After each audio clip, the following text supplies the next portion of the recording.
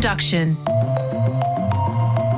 Hey, it's Antoinette Lattouf and welcome to the Weekend Briefing. This is where we hit pause on the news cycle to uncover the stories behind the people making waves. And today's guest, well, he's an Aussie making quite a global splash, and that's from Dubai to Netflix, starring in the glitzy, over-the-top hit Dubai Bling.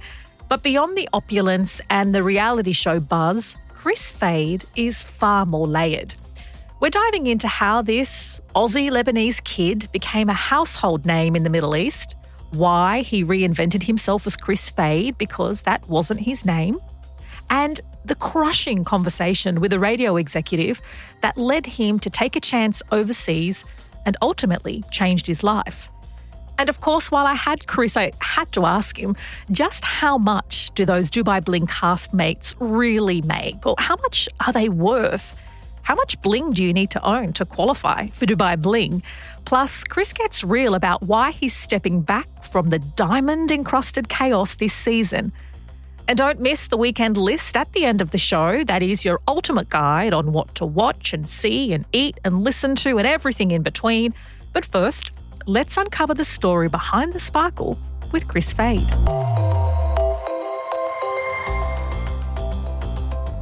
Kris Fade, welcome to the Weekend Briefing. So good. Good to be here. Thanks for having me. I'm thrilled to have this chat.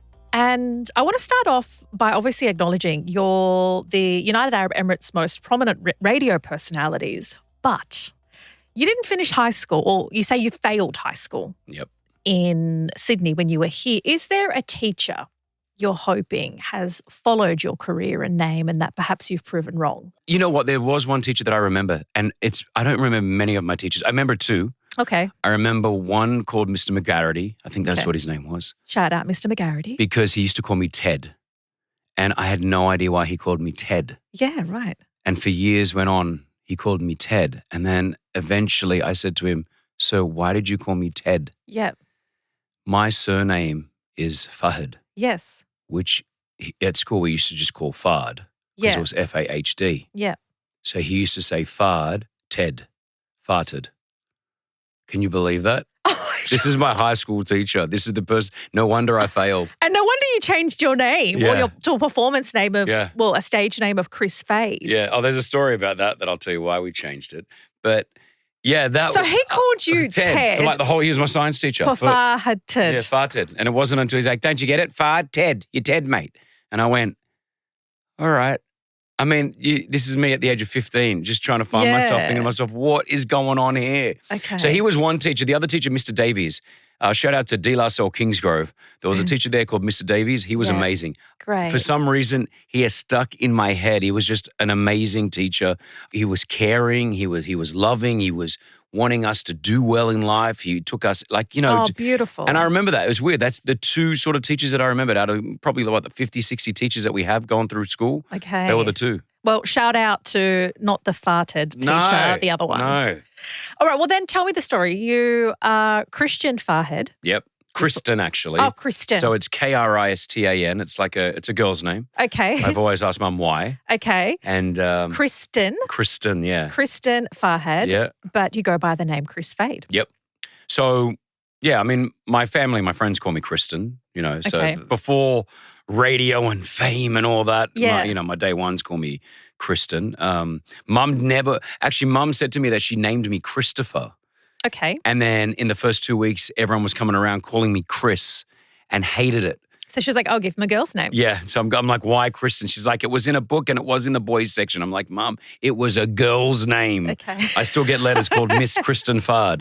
Anyway, I rolled with my name and I still do. I mean, it's all my main documents. But from a radio point of view, actually one of the reasons why we changed it, and this is going way back, but we remember the Cronulla riots, right? Of course I remember the Cronulla riots. What it was like to be a Lebanese person, especially a Lebanese male afterwards. And I was working on the radio back then in Sydney. So I was known on the radio as Habib. I was Street Kid Habib. That was my first radio name, right? Yeah, right. Because, being the only sort of token Lebanese guy on the radio, they said, "You're going to be Habib." And I rolled with it. I liked it. I thought it was great. My buddy Rob Shahidi, shout out to you, was on Fat Pizza as Habib. Yeah. And Habib is a name. And it's Habib. And it's also an endearment. A term of endearment. Like my friend, my Habib, you're my friend, So we had that name on the radio, and then obviously the riots were happening. And if you don't know what happened during the Cronulla riots, it got pretty out of control, and it wasn't easy to be, I don't even want to say Lebanese, just Arab-looking somewhat, because if you went down to those areas, it could have got a little bit harsh. So at the time, management said to me, "Hey, I think we should change your name. I think we should change your name on the radio for your own safety." I mean, I had a private security guard that would walk me from the radio studio to the car for that couple of weeks. And shout out to the network that did that, because they wanted to make sure that I was looked after. And we sat down, me and a couple of guys in the office there, my program director at the time, and we're like, "What do you want to roll with?" And I'm like, "Well, we can just roll with Kris." And then so we had Kris already, and then Fade. It was funny. I think when I was younger, I wanted to rebel against being Arab or Lebanese, and Fade had always sat in my head. I always had this surname of Fade in my head because I thought it sounded so like cool, and I'm going to roll with that. So I said, "What about Kris Fade?" And they're like, "Hey, we like that. Let's roll with that." And then that stuck. And then it's crazy how it went through. I now work in the Middle East, where I probably could be okay using my name and it'd be fine, but I still roll with Kris Fade, and I love it. And at the time, you, as I understand, were working for a Western Sydney radio station. It was The Edge, 96.1. It's now Cater. Shout out. You were a street teamer. Tell me what a street teamer is. So I didn't really have a job. I didn't really have a direction in my life. I didn't know what to do. And then The Edge at that time did a competition called Job Survivor. And it was like, win your job on the radio. Yeah. We're looking for one lucky person to drive the streetcar around the west of Sydney, give away chips and cans of Coke and all that. So I applied for it. It was alongside about probably 10 other people. And for 2 weeks, we had to work for the radio station for free. Again, great way of getting free work, right? Yeah. So you got a lot of chips and soda. I had so much. Yeah. So we went back, and I worked for the company for a couple of weeks, and they made us do stunts. One of them, I had to go shirtless at Liverpool train station and get random people to stick like 96 biscuits on my body with butter. Like, they wanted to see how much you really wanted this job. Yeah. And so I went through the whole process. I ended up getting to the end of it. I didn't win it. A girl won it, who we still keep in contact now. But after a couple of weeks, she didn't want the job anymore. And so they called me up and they're like, "Hey, remember how that competition you didn't win? Well, guess what? You won it." And I said, "Hey, I'll do it." So the second place never felt so good. Yeah, I was like, let's roll it. But it's funny how the world works. Things happen for a reason. So then I end up becoming, quote unquote, street kid Habib. And I was on the streets of Sydney 5 days a week, giving away free cans of Coke. And that was my first little taste of radio. Very poorly paid, but I thoroughly enjoyed it. So what happened then to drive you or land you in the Middle East?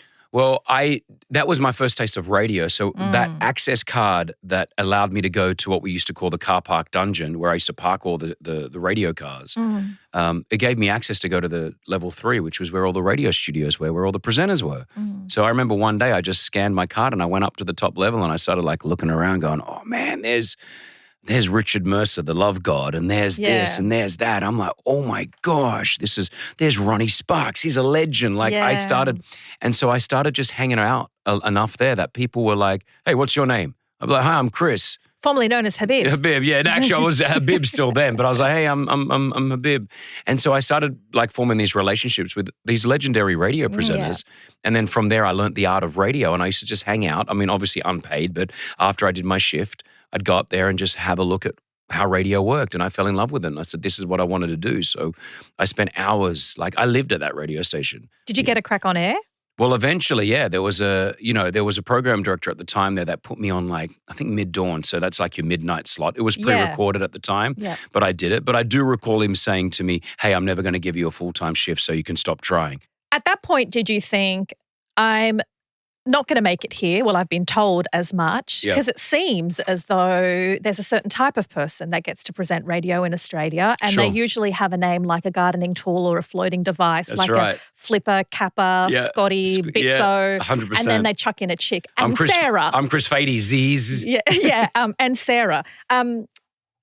Has much changed in the time that you've been overseas for 14 years and when you come back and you look at the radio landscape? Not really. And I know a lot of the guys on the radio here, and I'm friends with many of them, and they're amazing and they're talented. But could there be, man, if I had the decision to make some decisions, like I know what type of radio show I'd be putting in. Yeah. That could not, I'm not going to say dominate, but could definitely take a chunk out of competitors around here.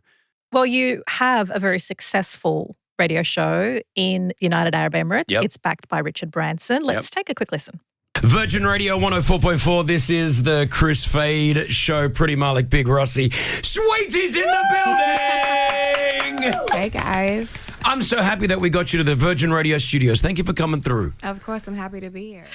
So I hear that Sir Richard Branson, sends you emails from time to time. I have had a couple of emails from Sir Richard Branson. What does he say?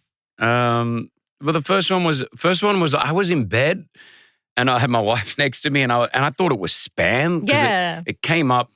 Richard Branson's email is not Richard Branson at like gmail.com. It's like, it's got a little thing to it. Yeah. But when I clicked on it, I started reading it and I was like, is this real? Yeah. And he just wanted to say thank you for something. I did something very, very small, which he did not have to say thank you for. And he just said, hey, I just want to say thanks so much for what you did. That really meant a lot to us. And, I look forward to seeing you soon. And I was like, I remember going to Brianna, my wife. I was like, yo, Richard Branson just emailed me. Yeah. And I replied back and then he replied again. And then when he went up to space, I sent him a congratulations email and he replied. And, wow. And I'm like, wow, this is so cool. Richard Branson is unbelievable. I work for the Virgin Network, which is the Virgin Radio Network. We have over 30 radio stations across the world. And I was given the opportunity from a very cool guy here called Ian Grace, who's like a legend and icon in radio. He gave me my first break from international and being able to like hang out with Richard. I've interviewed him maybe more than 10 times and hung out with him in little rooms and just seen how he acts. And he is that guy that you see, like even when the cameras aren't around and the media's not around. And he inspired me to be that type of person, like especially from an entrepreneurial point of view, like just to see the way that he does it. He doesn't have to do any of this. But also, are you saying nice things about him because he's your boss? No, not really. He's not like my direct boss. I know he's not your direct boss. He's like the big boss. He's the big boss. You can't be shit canning the big boss. No, but I wouldn't talk. I wouldn't say nice things. If I didn't want to say anything nice, I wouldn't have to say. Yeah. I say it because I think, there's a few selected sort of celebs, if you want to call them, or people that people know that I will always go, that guy's amazing. Like, I say the same thing about, Will Smith, which people are like, oh my gosh, really? But I'm like, is this pre-slap, post-slap? Yeah, exactly. Well, it's pre and post. I've hung out with Will pre and post. Will helped me with my proposal. I don't know if you ever saw that, but he helped me propose to Brianna.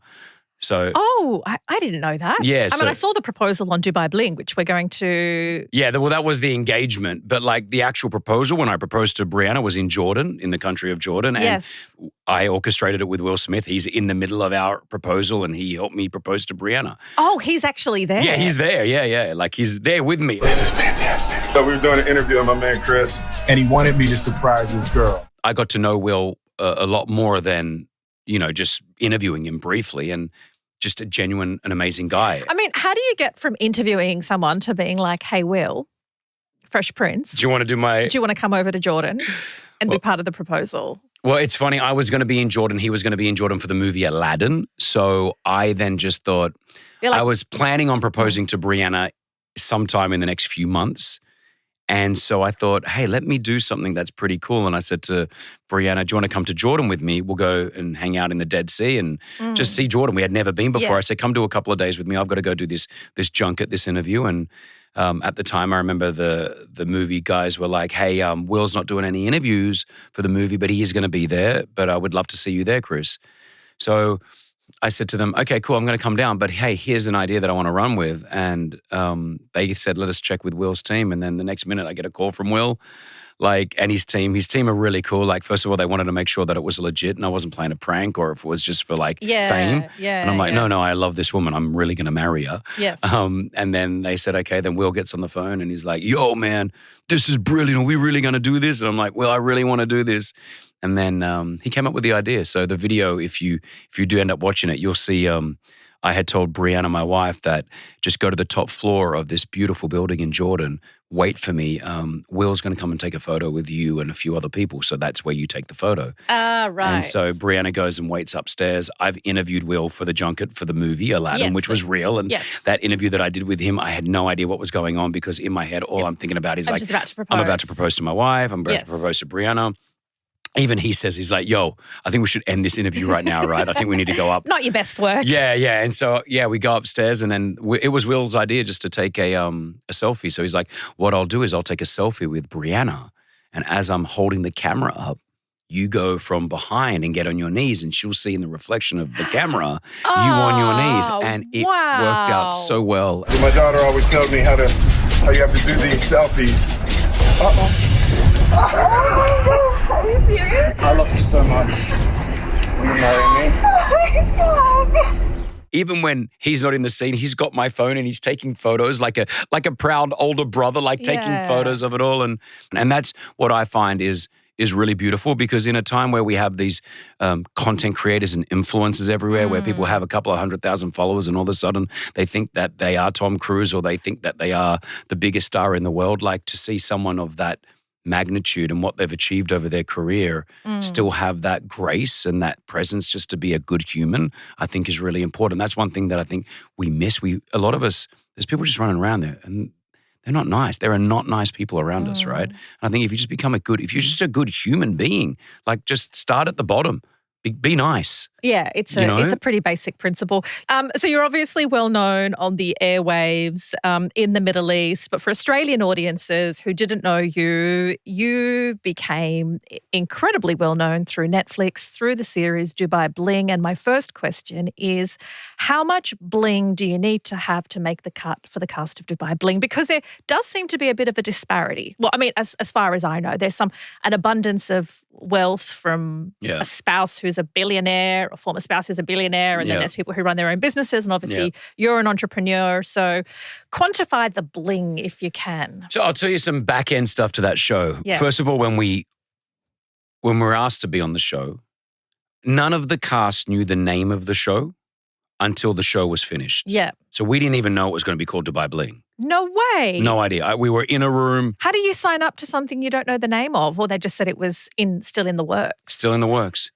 They didn't even tell us it was Netflix. Right. They said it was, we worked. A streamer. We all worked it out. Yes. But it was it was on a prominent streaming service, one that everybody watches, right? And shout out to Netflix. The power of Netflix, I've never experienced it before. 15 years on radio, done a bunch of TV here and there, but Netflix is it went number one, I think, in 77 countries or something. And it wasn't until it came out that it was 3 weeks after it came out, I went to LA with my wife. That's where Brianna's from. And I'm walking down the street of Sunset and I'm just getting stopped. Yo, Kris, oh my gosh, Dubai Bling. And I'm like, whoa, this show's massive. Massive, yeah. And then I went to Qatar, the same thing happened. I went to London, was ridiculous. I mean, there was a point in London where I was sitting down at a cafe with my family and we had to leave because it just started, a lot of people started coming through. So, yeah, we didn't know the name of the show.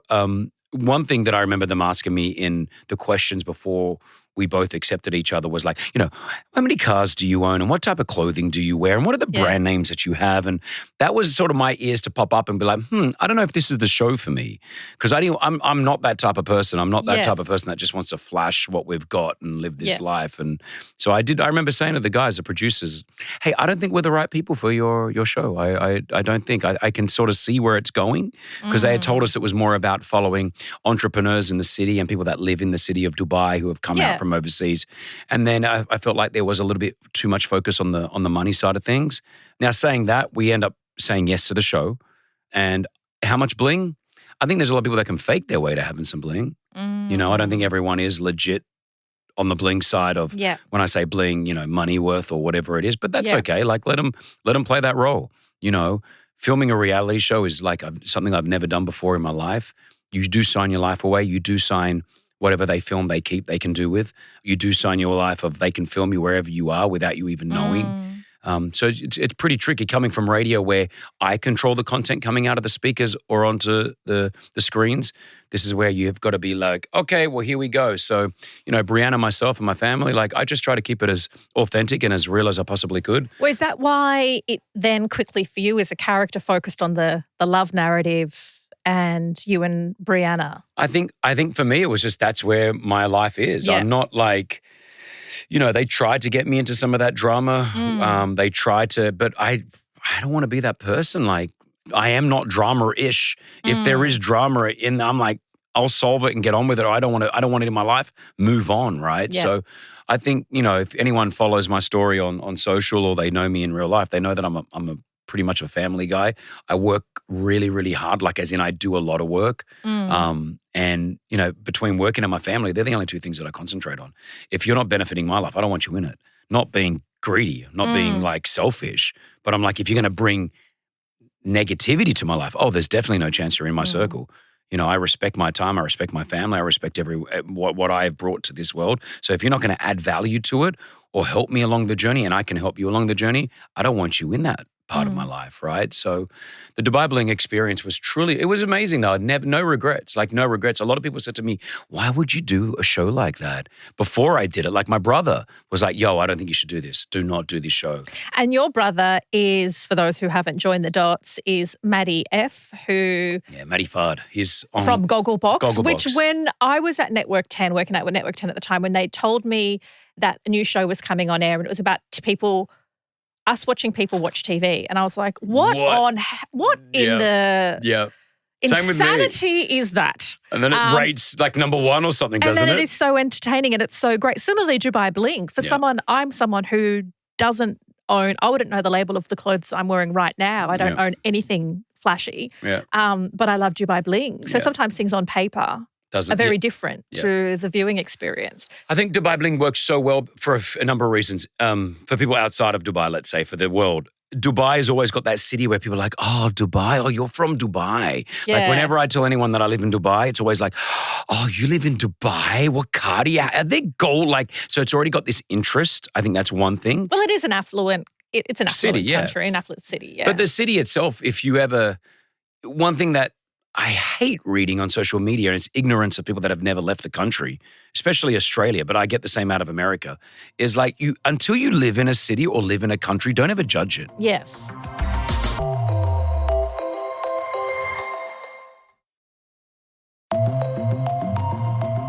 I think to get back to Dubai Bling and why it is such enjoyable viewing is because of the dynamics. And yes, the bus stops. Drama. The drama, I love the Arabic in it. So it's in between Arabic and English. Obviously what it emits, like most reality television, it emits the parts of society that aren't as favourable. Like, you don't really have freedom of expression. And look, arguably we don't really have that in Australia entirely either. It's hard to be a queer person in the UAE. Yep. Labour laws for migrant workers in construction and domestic labour aren't wonderful, and that's well documented. But Dubai Bling is a reprieve from that. What was it like for you working with an all-Arab cast on Netflix? Because from my understanding, it's the first time something like that has happened. Well, yeah, nearly all Arab, but it was produced by a Lebanese company. Oh, okay. So all Lebanese producers, which I loved. Yes. Being Lebanese, different productions was the company. Filmed out of Dubai. It was the first time that such a huge show had been put onto Netflix. It was the Middle East basically saying, hey, we can produce content that the world can watch. I thought it was super cool because it gave us Arabs the ability of creating content that the West bought. So rather than us always buying content from the West, they were now watching. I mean, I loved it. I'm getting messages from like Louisiana in America. Yeah. I'm Sandra and I love watching Dubai Bling and I love your story. And I'm like, I love that there's a girl called Sandra living in Louisiana who is listening to people speak Arabic. Obviously, it's dubbed or translated. But that was like, whoa, this is so cool. Yeah. And that was a really proud moment that I love to be able to be part of. It's the biggest production of any TV series out of the Middle East ever. And it broke Netflix records globally. Like it wasn't just because it was from the Middle East. Like the show was watched by so many different people from all over the world. And, that was really cool to be part of. And I think it was a bit of an opener. Now they do Love is Blind Habibi, which is the Love is Blind series, but now it's out of the Middle East. And it did really well again. Oh, on Netflix as well? It's on Netflix. You can watch it here. It's called Love. The resurrection of the name Habibi. It's coming through again. It's coming back. Yeah, so like they're doing Shark Tank Middle East. You know, they're doing all these shows now. They've got Arabs Got Talent and The Voice and all that. But it's now an area where it's sort of like, you know, again, if you haven't visited the Middle East, for many people, and I've got friends of mine that, you know, have never come and they don't know, and they, you know, it's such a beautiful place. And I truly believe over the next 100 years, God willing, that it will be a place where we've never seen so many people move to the UAE in the last 4 to 5 years. Like I've never seen it. I've never experienced how busy it is. We're getting half of Europe now wanting to come in. Obviously, with what was going on between Russia and Ukraine, if you had money and you could get out, you moved to the UAE. I've never seen so many Aussies come across now. So it used to be very predominantly just the Brits, the English that would come to Dubai. And the crazy thing that I feel is when I moved to Dubai in 2007, I had people go to me from Australia, my mates, even my family. Yeah. Why are you moving to Dubai for? Yeah. Why are you moving to Dubai? And I had just won Best New Personality on Radio at the Accras that year, right? So I just won this award. Yes. And they're like, why are you leaving now? And I'm like, I'm going to give it a go. Yep. Now, this year, I get, can you get me a job in Dubai? Yeah. I've never had so many people from around the world hit me up saying, can you get me a job in Dubai? Do you think Dubai Bling played a role in that? I think it played a small role. I think not a huge role, but I know it played a small role because I will get stopped from people in Dubai traveling going, we came to Dubai after watching your show. Can I ask, I've been wondering, how many times do they record? One of my favourite parts of every scene is the grand entrance where the people are getting out of a car or a helicopter. Once. The flick of the hair, the dramatic sunglasses. It is like literally the best thing about the show. And they do it once. Yeah, it's usually once. Like they're pretty, when you shoot a reality show, and again, I've only been on one, but everything's pretty legit. You're not like really setting up scenes. They don't say get out of the car again, we win it from another angle and look more smouldering. Have they done that before? I think I may have had to do that once. Okay. But maybe I can't talk for the girls that probably have the beautiful dresses. Yeah. But it's pretty like legit. Like usually you would message the team, hey, we're 5 minutes away. Yeah. Like, and you know, we're really driving our car from home and and they're like, okay, cool. We may wait in a line with the other talent who are getting out at the valet or whatever. And then you just get out of the car. I mean, I think once. You don't just get out of the car though. Well, I just get out, but it's hard because you know that they're doing it in like this extra slow motion. Oh, it's the best. You got to make sure you don't look like, for guys, I feel like it's a lot easier. For girls, like I remember Brianna was wearing like this beautiful dress with a beautiful slit down the side of it. I'm in my McLaren, which is really low and hard to get out of. Yeah. And she's like, oh my gosh, how am I going to get out of this thing? Yeah. Looking like not like breaking it back to get through. Yeah. And so I ran around to help her get out, but it was also really hard. But yeah, those grand entrances. They're the best. Yeah, and exits as well. Like sometimes you'll film an exit scene like when you're leaving, they're like, okay, guys, everyone has to walk out individually or as a couple. Yeah. And so you just like, you just walk out. I had fun with it. Some of the cast all the cast on the show are great. Like they all play their role. Like if you didn't have the drama, if you didn't have the cattiness and all that, the show wouldn't do what it does. But you're not in the trailer, Correct. which makes me think that you just didn't get involved in the drama. Definitely didn't get involved in the drama. We're in a little bit for season 3. Okay. But we have opted to take a back seat now. Okay, cryptic. Because I think we had our run with what I wanted to have a run with Dubai Bling. I thought the first 2 seasons were fantastic. It is definitely like, again, no disrespect to the other cast because I'm running a couple of businesses plus doing my radio show. And a new bubba. And a new baby and my 2 daughters. Yes. And everything else. It is not easy to film a reality show. It does take a lot of time out. And you'll be filming for anywhere between 3 to 4 months. So it's not, and it's really demanding. And I give credit to the other cast members who have that time and that time to be able to donate to do that sort of stuff. For Brianna and I, it was getting a little bit harder. Alongside with the drama, I don't want to be forced into drama. I don't want to create drama just for ratings. So, I don't have that drama in my life. So, Brianna and I opted to sort of take a back seat for season 3. Not saying that if there's other seasons down the line that we wouldn't want to be part of it. Yeah. But right now, I think where we are in our life, I've got a brand that we have called Fade Fit, which is a snack company. And that's doing really, really well globally. and I've got to put a bit more focus into that over the next sort of 12 to 18 months. We have signed, all Chemist Warehouse in Australia. Oh, epic. So they'll start to roll out across Australia really, really soon. We signed a few places in the States. And so, I want to concentrate on that. I want to concentrate on the radio. Yeah, I just want to do a little bit more on that sort of thing. And again, as beautiful as that show is and what it's given us, because it definitely, the aftermath of the show was great. I loved it. Apart from the social media, when you get in front of the media, you got to protect yourself, and you got to protect. For me, I've got to protect myself, and I've got to protect my family. Yeah, same. I've got daughters, and they're teenage daughters, and I've got to make sure that everything that I do, especially being on a reality show, is not affecting them. And they don't want to be in the media. They ask me not to be in the media. Dad, we don't want to be on the camera. We don't want to do this. And I listen to that. Sometimes I tell them, no, you have to be. Yeah. Hey, this is what Daddy does for it. You like your life. You enjoy your life. Yeah. Well, guess what? You got to roll with it. Yeah. And that's a hard decision to make because Yep. there's this whole conversation about how much do children consent to being. See, I don't put anything of my children online. Sure. That's largely for safety reasons because I do have crazy people I get who that. don't like me. I wouldn't put my kids online if I lived in another country. I live in the UAE, and I feel very safe. Yeah. But if I wasn't in the UAE, I wouldn't be putting them online. So I'm with you. Really? Yeah. The UAE is because it's just so safe there. Yeah. Okay. So I know. But if I lived in the States, Yeah. if I lived in LA where my wife's from, I wouldn't Yeah. be putting my girls up on social media all the time. Nor Yeah. would I be. Even here, I don't think I would as well. So I understand. Yeah, no, I think it's a difficult balancing act, particularly when you are in the public eye, when people have fallen in love with your family, Yep. and they have. They've Yep. fallen in love with your family. They've fallen in love with your love story. Yep. And your teenage daughters are a part of that. Yeah, so I control what I can control. And, from everything that you guys see on social media or on the show, there's a lot more going on in the back end. You probably see 20% of it, Yeah. I do want to wrap up by asking what it's like now that you have two teenage daughter and you have a son Yeah. with your beautiful wife, Brianna. Yep. What's it like doing parenting 2.0, like having a second crack at it? So much better.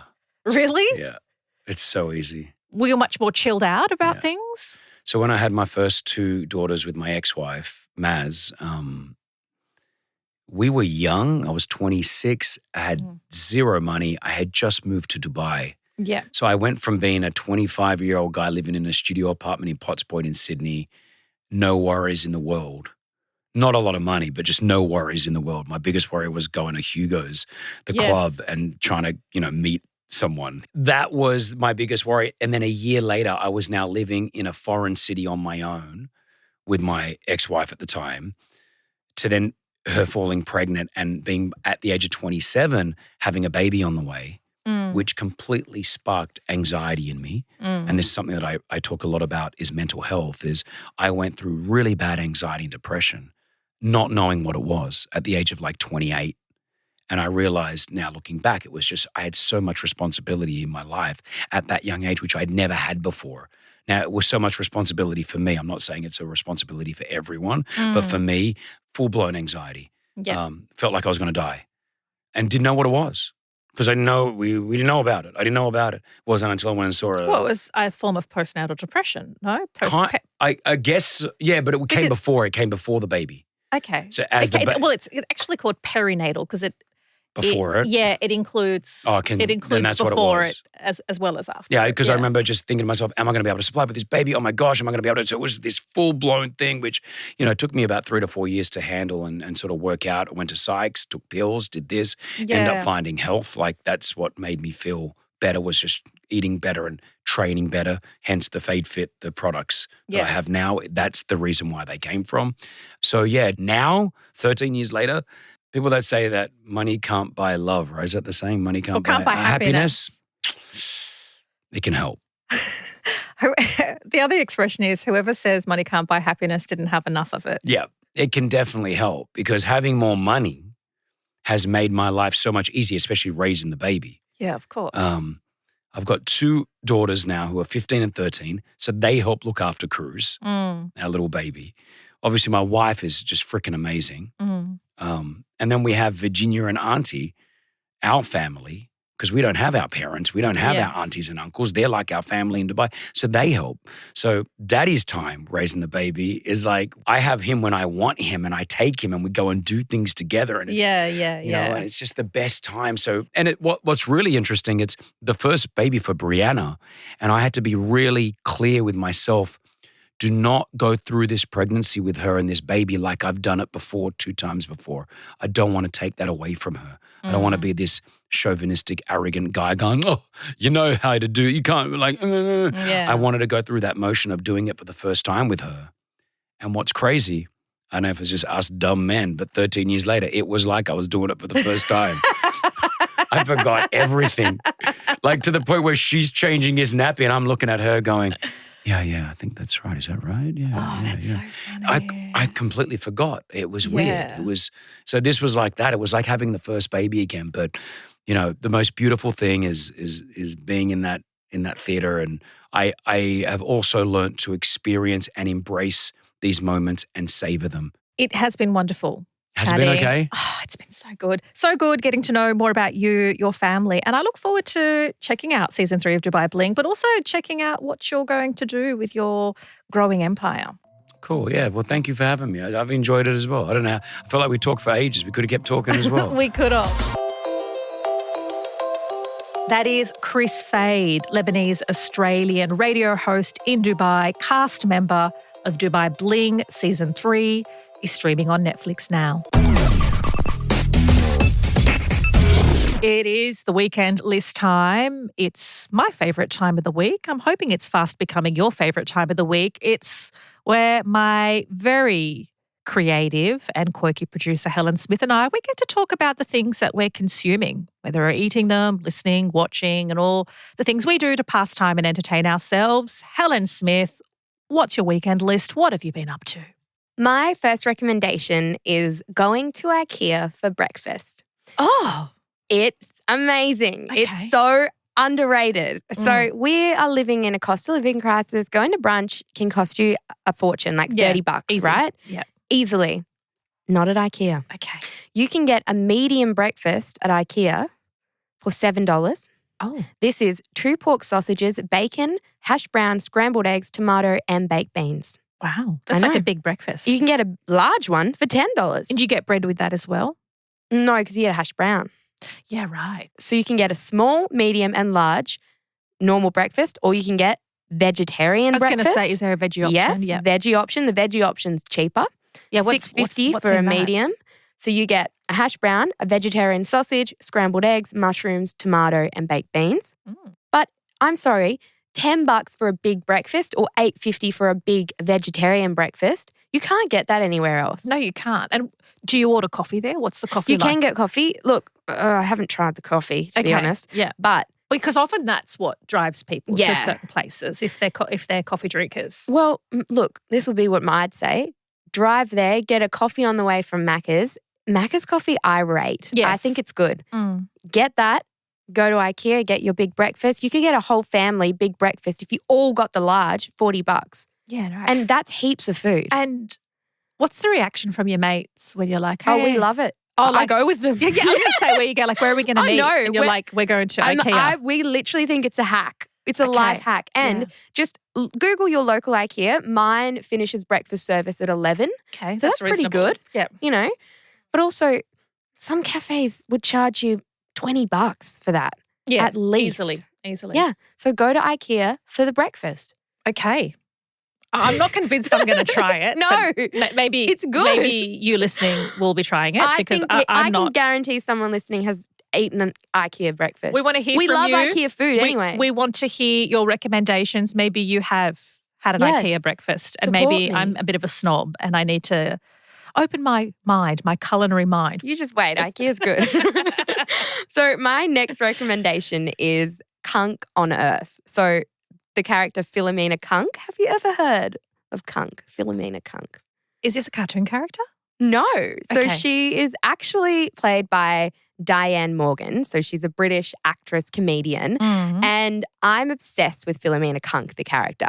She is a ill-informed investigative reporter. Okay. And she sits down with experts. I'm talking real life experts. and interviews them in this deadpan style and just says the most outrageous stuff. Oh, right. And they think this is a proper interview. I still can't figure this Peter out because they clearly are reacting like, what is this chick saying? I think they do think I sometimes don't know if they're in on the act or they're not. Well, where do you watch it? You can watch this on Netflix, but she's been going for a while. Like the first one I think was in 2016, but you can watch Kunk on Earth on Netflix. So this one is to show how far humanity has come or not. And in this witty, it's a mockumentary. Yeah, right. So it's tracing the history of civilization. Do you remember Borat? Yeah, He used similar vibes. Yeah, and at one point you were like, how do people still agree to be interviewed by this guy? No, that's what I'm thinking because like they're real experts. Like they're actually giving her real answers. Yeah. And so it gives you the sense of like, how did they agree to do this? Yeah, right. Like it's so funny. And I'll just play a little bit here. If we came from monkeys, why are there still monkeys? Because some of those monkeys that lived a long time ago turned into other monkeys that we see today, like chimp monkeys and so on. All right. So the monkeys that didn't turn into humans, they must be gutted that they didn't turn into humans. Right. Sometimes when I watch these past life hypnosis programs on satellite channels, all the people on those, they're always ladies in waiting or gladiators. They're never monkeys. Why is that? Probably because they don't actually remember their past lives. It's probably not true. But I find it easier to believe that I was a lady in waiting than a monkey. Well, it's maybe easy to believe that your ancestors were ladies in waiting, but monkeys. I don't see the problem between believing both that your ancestors were ladies in waiting a few hundred years ago and before that were monkey monkeys. ladies in waiting. So yeah, she kind of asks stuff like that. But the thing is, she's fully dressed like a reporter with a suit and a collared shirt. And from someone who's like worked in TV, it's lit beautifully and very professionally. It looks exactly like a BBC production. So it's just not some kind of Mickey Mouse setup. So the people involved must be thinking, this woman is with a big crew. It's very legitimate. She looks and she's got hilarious. Deadpan. She's so good. Oh my gosh. Yeah, so that is my recommendation. Okay. It's on Netflix, Kunk on Earth. Kunk on Earth. And Philomena Kunk is her name. Not her real name, but a lot of people get her confused with that and her real life. Yes. But it's really, really funny. I love that. I'm going to check that out. Okay, so my recommendation, I think it's pretty accessible. For anybody who goes to a local gym or has access to a sauna, I have gotten a little bit into the hot, cold therapy stuff. Yeah. Why are you laughing? You've got this like smirk on your face. Because I just remember when you first were like, wow, this is so interesting. And now you're like deep into the hot. You're so deep. I'm so into it. I feel like I feel like a born again. I'm ready. Born again Scandinavian because it is so huge in like Norway and Finland. It's pretty simple. I spend 10 minutes in the sauna at the gym. It's a bit of a manky sauna, but you know, it a gets sauna. hot. Yeah, it's hot in there. And then after the 10 minutes, I go under a entirely cold shower, 30 seconds on my front, and it's hard. I'm like, making all sorts of strange sounds from the shower cubicle. Yeah, and then I turn around, I'm doing the other side. Sometimes it's like, and I endure about 90 seconds of being under the cold water. Yeah. And then I go back into the sauna for 10 minutes, and then I repeat it, do it again. The really kind of hectic hot cold therapy people do the sauna and then an ice bath. Insane. I haven't done that, but I'm going to try it because I don't know. I haven't gone to an ice bath place and I'm just using this manky-free thing at my gym at the moment. But I want to try because, I mean, there's so much talk about, it fast tracks wellness, it improves your lifespan, your sex life, it helps with injuries. I have no idea whether it does any of that. For me, it just makes me feel really fresh and alive and in a better mood. And so for 22 minutes twice a week, because it's what it takes me to in and out of the sauna and then under the shower, I just feel fresh and less like a hater. Yeah, I mean, there's like a lot of studies done on this. I did actually see something really interesting the other day on Diary of a CEO. Yeah. If we've seen that. And this woman was saying that a lot of these health and wellness studies and trends can sometimes only be done on males. So she said it was quite interesting to look at the female body and the female hormones and physique. Is that because all the research previously Has had been been done on men. males? Yeah, well, I mean, that's the same in the medical profession for so long. Exactly the It's just been same. on And men, it's like, and I'd be really interested to see if I this reckon there's ice bath. Yeah, I reckon there's a yeah. direct correlation between hot cold therapy and being less of a bitch. Yeah, there's right. Okay. Maybe I should try it. There's no research, anecdotal evidence only, because my Okay. sisters who do it compared to my sisters who don't do Oh. it, there is a definite bitch delineation. All right. No scientific evidence here, but try it out. Maybe like cherry pick a few people to do it and see if it works. We're here for all the evidence-based stuff at the weekend briefing. But that's it for this week. Thank you so much for spending your time with me. If you want more of the weekend briefing, you can find us on the Listener app. So download the Listener app in the App Store where you can follow us there. Otherwise, you can, of course, follow or subscribe wherever you get your podcasts from. And why not give us a rating and a review on this chat with Kris Fade? And if you're up for it, you can rate and review every episode. The team will be back Monday morning with the headlines straight to your headphones, along with some fascinating deep dives. Stay safe, everyone. Catch you next week.